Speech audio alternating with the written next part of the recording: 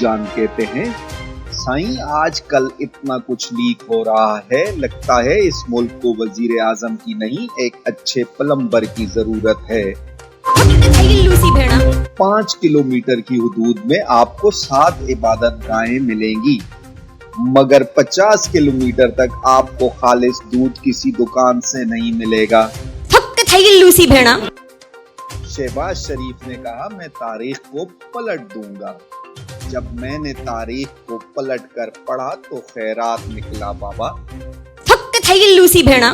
आजकल मौसम ऐसा बना हुआ है कि रेडी वाले को समझ नहीं आ रही कि यखनी लगाऊं या कुल्फी।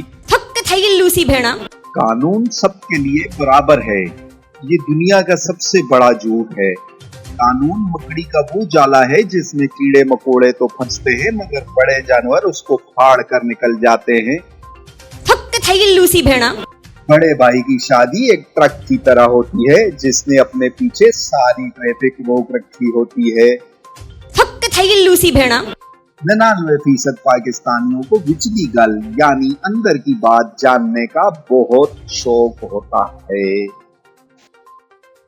सबसे अच्छा हमारा लेज है जिसमें थोड़े से चिप्स भी निकलते हैं। साईं, औरत सिर्फ 2 लोगों की बात तवज्जो से सुनती है, बल्कि उस पर सख्ती से अमल भी करती है। एक दर्जी, दूसरा फोटोग्राफर, बाकी वो किसी के बाप की नहीं सुनती बाबा।